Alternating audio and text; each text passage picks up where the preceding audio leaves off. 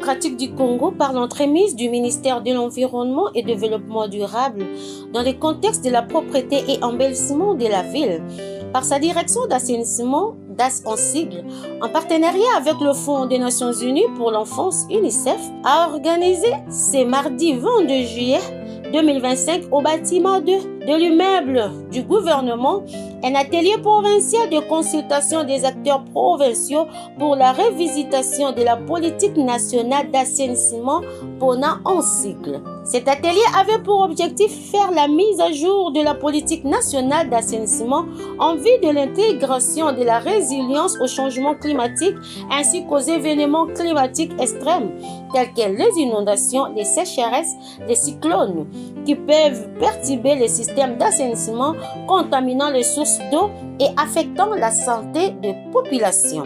Cet atelier a été organisé dans chaque province de la République démocratique du Congo. 30 structures concernées ont été sélectionnées pour participer à cet atelier, notamment le ministère provincial en charge de l'environnement, la division provinciale à la santé publique, la division de l'urbanisme et habitat, la division de l'intérieur et affaires coutumières, la division de pêche et élevage, la division de genre et famille, aussi la présence de chefs de bureau de l'assainissement, plusieurs organisations non gouvernementales, les associations sans but lucratif, les confessions religieuses, la société civile, pour ne citer que cela. En ce qui concerne cet atelier au niveau de la ville-province de Kinshasa, les mots de l'ouverture ont été prononcés primo par les coordonnateurs urbains et chefs de division du district de Funa du ministère de l'Environnement et Développement durable, M. Fiancé Kambe, et secondo par les conseillers du ministre provincial de l'Environnement et Développement durable. Puis suivra la présentation du synthèse de la politique nationale d'assainissement par le coordonnateur Fiancé Kambe. Rappelons que ce document de stratégie sur la politique nationale d'assainissement, PONA en sigle, a été mis en œuvre depuis 2013 par le ministère de l'Environnement et Développement durable en vue de préserver l'environnement et le développement socio-économique. Cette politique nationale d'assainissement détermine les options fondamentales à entreprendre par l'État et les autres acteurs en vue de permettre aux populations de bénéficier des services d'assainissement adéquats. À cet effet, tous les participants se sont réunis en groupe de travail pour contextualiser et adapter cette politique nationale d'assainissement aux nouvelles exigences techniques et intégrer la dimension climatique pour permettre à la République démocratique du Congo de se doter d'une politique nationale d'assainissement adaptée aux résiliences climatiques pour la protection de l'environnement et de la population congolaise. Suivant à cet effet les propos du chef de division et du coordonnateur urbain du district de Funa du ministère de l'Environnement et Développement durable, M. Fiancé Kambe, au micro de Mme Jocelyne Lomba Diantette.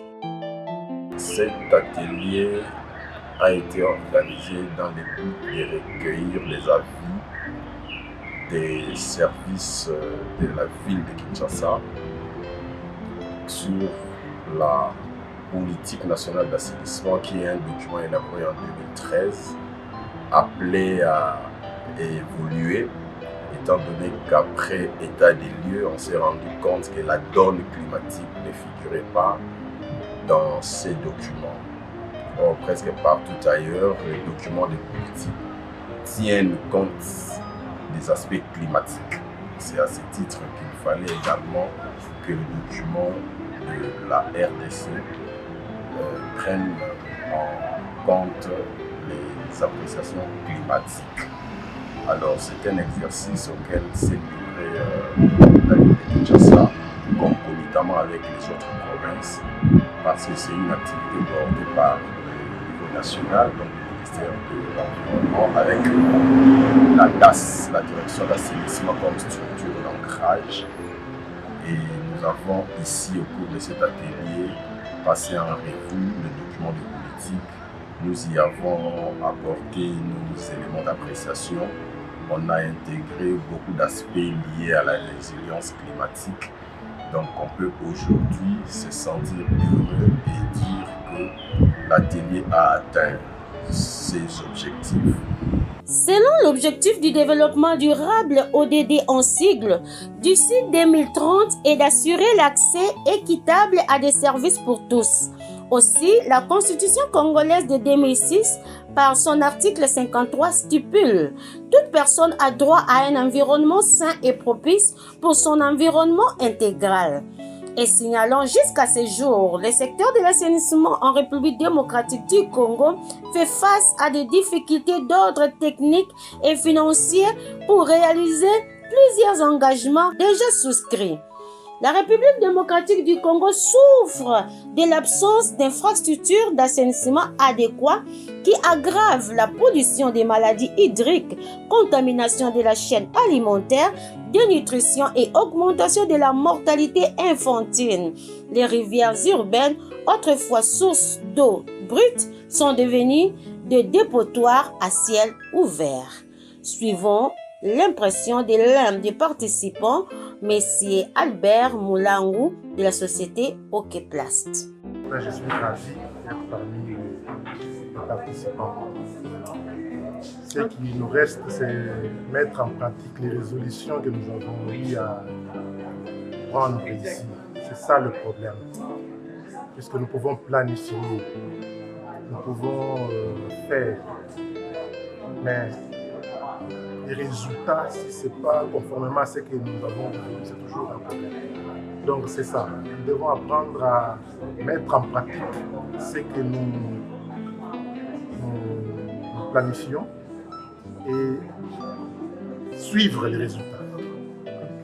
Faire les follow-up comme on dit, pour que ça puisse porter de bons résultats à la population. Espérons que le gouvernement tiendra compte de ces amendements pour l'amélioration de la politique nationale d'assainissement en République démocratique du Congo. Il est temps de donner à la population congolaise un environnement sain, agréable et beau à vivre. Surtout, de revêtir particulièrement la ville de Kinshasa de sa plus belle robe d'attente, Kinshasa la belle. L'heure a sonné.